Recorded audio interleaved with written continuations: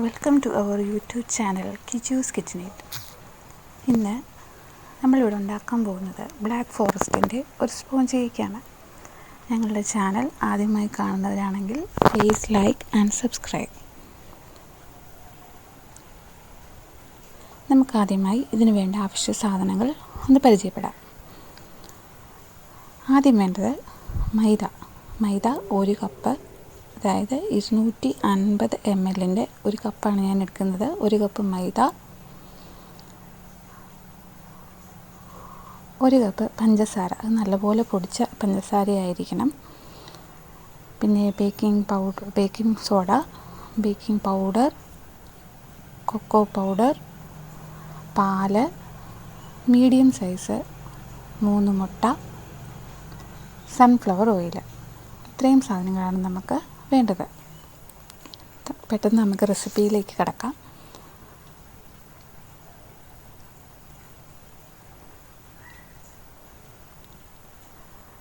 നമ്മുടെ മൈദ എടുത്തതിന് ശേഷം അതിലേക്ക് 1 സ്പൂൺ ബേക്കിംഗ് പൗഡർ, ഒരു നുള്ള ബേക്കിംഗ് സോഡ, വളരെ കുറച്ചേ ഇടാവൂ. 1 സ്പൂൺ ബേക്കിംഗ് പൗഡർ, ഒരു നുള്ള baking soda, 3 teaspoon cocoa powder. 3 teaspoon cocoa പൗഡറും ചേർത്തതിന് ശേഷം നമുക്ക് നന്നായിട്ടൊന്ന് അരിച്ചെടുക്കാം.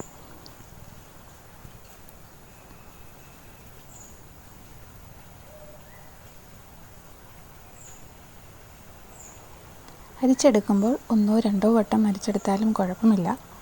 കാരണം അതിനനുസരിച്ച് നമ്മുടെ കേക്ക് നല്ല സോഫ്റ്റായിട്ട് കിട്ടും.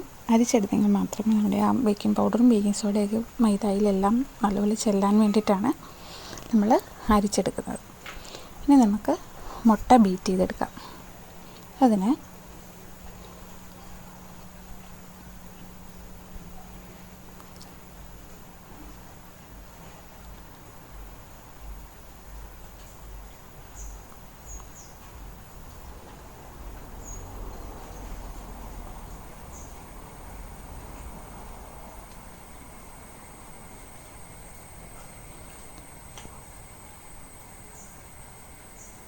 ഒരു പാത്രം എടുക്കുക. പാത്രത്തിൽ ഒരു ശകലവും വെള്ളം മയം പാടില്ല.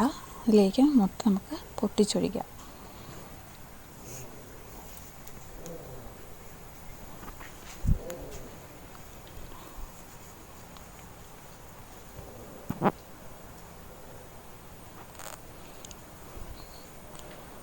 മുട്ട പൊട്ടിച്ചൊഴിച്ചിട്ട് നമുക്ക് നല്ലപോലെ ബീറ്റ് ചെയ്തെടുക്കണം. ബീറ്റ് ചെയ്തെടുക്കുമ്പോൾ മുട്ട നല്ലപോലെ പതഞ്ഞ് വരാൻ നോക്കണം. പതഞ്ഞ് വന്നില്ലെങ്കിൽ നമ്മുടെ കേക്ക് അത്ര സോഫ്റ്റായിട്ട് നമുക്ക് കിട്ടില്ല.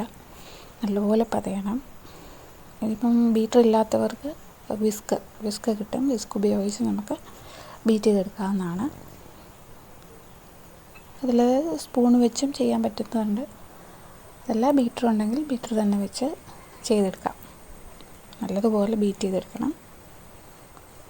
ഞാനിവിടെ ബീറ്ററാണ് ഉപയോഗിക്കുന്നത്. ബീറ്റർ ഉപയോഗിച്ച് നല്ലപോലെ ബീറ്റ് ചെയ്തെടുക്കാൻ പോകുക.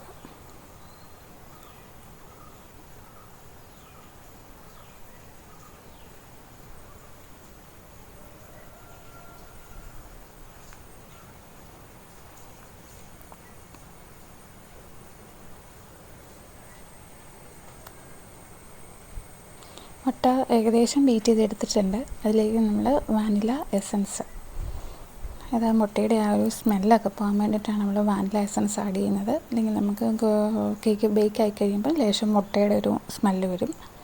അപ്പോൾ അതിന് നമുക്ക് വാനില എസൻസ് ആഡ് ചെയ്തതിന് ശേഷം നല്ലപോലെ ബീറ്റ് ചെയ്തെടുക്കണം. അതിന് ശേഷം നമുക്ക് പൊടിച്ച പഞ്ചസാര ആഡ് ചെയ്യാം. വളരെ കുറച്ച് വീതം ആഡ് ചെയ്താൽ പെട്ടെന്ന് നമുക്ക് ബീറ്റ് ചെയ്തെടുക്കാൻ പറ്റും. അതിന് കുറച്ച് വീതം ബീറ്റ് ചെയ്തെടുക്കാം. പഞ്ചസാര ബീറ്റ് ചെയ്യുമ്പോൾ നല്ലപോലെ മിക്സ് ആകാൻ നോക്കണം. ഇല്ലെന്നുണ്ടെങ്കിൽ ബേക്ക് ചെയ്ത് കഴിയുമ്പോൾ പഞ്ചസാര നമുക്ക് കേക്കിൻ്റെ അടിയിൽ ഇങ്ങനെ വന്ന് കിടക്കുന്നതായിട്ട് നമുക്ക് കാണാം. പഞ്ചസാര നല്ലപോലെ ബീറ്റ് ചെയ്തെടുക്കുക.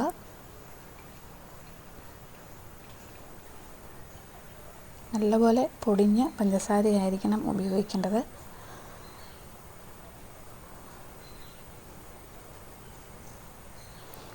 അതിനുശേഷം നമുക്ക് ഒരു 1/2 കപ്പ് ഓയിൽ ഓയിലെന്ന് പറയുമ്പോൾ നമ്മൾ സൺഫ്ലവർ ഓയിലാണ് ഉപയോഗിക്കുന്നത്. 1/2 കപ്പ് ഓയിൽ ആഡ് ചെയ്യുന്നു.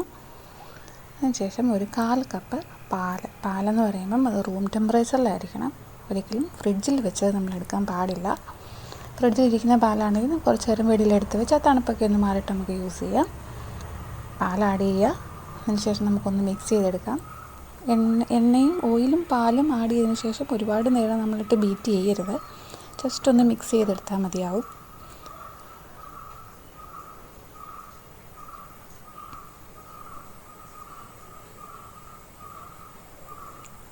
അതിനുശേഷം നമുക്ക് ഡ്രൈ ഇൻഗ്രീഡിയൻസ് ആഡ് ചെയ്യാം. നമ്മൾ അരിച്ച് വെച്ചിരിക്കുന്ന മൈദയും കൊക്കോ പൗഡറും ഒക്കെ ആയിട്ട് നമ്മൾ അരിച്ച് വെച്ചിരുന്നില്ലേ, അത് നമുക്ക് കുറേശ്ശെ ഇത് ആഡ് ചെയ്യുന്നതായിരിക്കും നല്ലത്. അല്ലെന്നുണ്ടെങ്കിൽ ഒരു പക്ഷേ എയർ ബബിൾ ഒരുപാടായിട്ട് വരും, അല്ലെങ്കിൽ മിക്സ് ചെയ്യാൻ ബുദ്ധിമുട്ടായിട്ട് വരാം. അപ്പോൾ ഇനി നമുക്ക് ബീറ്റർ യൂസ് ചെയ്യണമെന്നില്ല.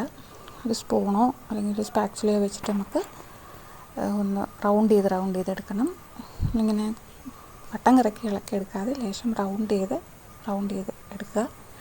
എയർ ബബിൾസ് ഉണ്ടാകാതിരിക്കാനാണ് നമ്മളിങ്ങനെ മിക്സ് ചെയ്തെടുക്കുന്നത്. ബാക്കി പൊടിയും കൊണ്ടിട്ട് ഒന്നും കൂടെ ശരിക്കും മിക്സ് ചെയ്തെടുക്കാൻ പോവുകയാണ്. നമ്മൾ നല്ലപോലെ മിക്സ് ചെയ്ത് വെച്ചിരിക്കുകയാണ്. നേരത്തെ ഒരു പാനിൽ ലേശം ഓയിൽ പുരട്ടിയിട്ട് അതിലേക്ക് ബട്ടർ പേപ്പർ ഒട്ടിച്ച് വെച്ചിരുന്നു. അതിലേക്ക് ഞാൻ ബാറ്റർ ഒഴിക്കാൻ പോവുകയാണ്. ഒഴിച്ച് വെച്ചതിന് ശേഷം നമുക്കത് കുക്ക് ചെയ്തെടുക്കാം.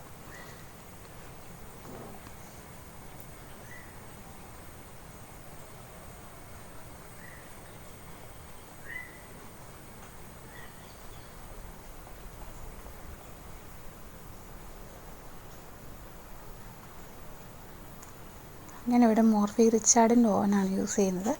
അതിൽ 180 ഡിഗ്രി സെൽഷ്യസിൽ നമ്മൾ പ്രീ ഹീറ്റ് ചെയ്തതിന് ശേഷം നമുക്ക് ഏകദേശം ഒരു 35 മിനിറ്റിനുള്ളിൽ നമുക്ക് കേക്ക് ബേക്കായി കിട്ടും. അപ്പം ആ എയർ ബബിൾസ് തട്ടിക്കളയണം.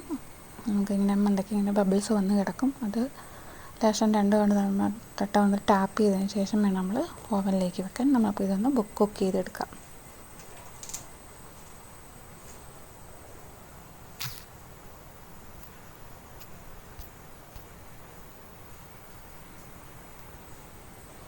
എൻ്റെ കേക്ക് റെഡി ആയിട്ടുണ്ട്.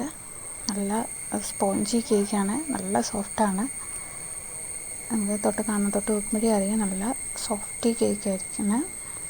വളരെ എളുപ്പം തയ്യാറാക്കാൻ പറ്റുന്ന ഒരു ബ്ലാക്ക് ഫോറസ്റ്റ് സ്പോഞ്ചാണ്. എല്ലാവരും ട്രൈ ചെയ്യുക. Thanks for watching.